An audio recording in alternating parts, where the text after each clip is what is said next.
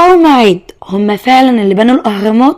بص يا سيدي، عندنا اكتشافات أثرية كتير بتثبت إن المصريين القدماء هم اللي بنوا الأهرامات، عشان محدش يقولي إيش ضمني اللي الكلام اللي بتقوليه ده صح. فأنا جايبه لكم بالأدلة الملموسة صحة كلامي، وهي بردية وادي جرف. دي عبارة عن أوراق بردي لقوها في موقع أثري اسمه وادي جرف، ووادي جرف موجود على ساحل البحر الأحمر.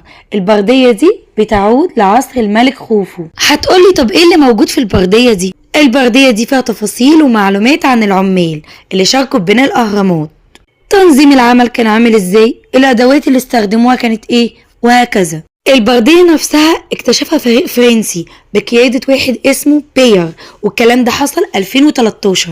موجود كمان تفاصيل عن العمال والأحجار اللي كانوا بينقلوها من محاجر طرة لمنطقة الهرم، العمال ووظائفهم والأكل والشرب اللي كانوا بياخدوه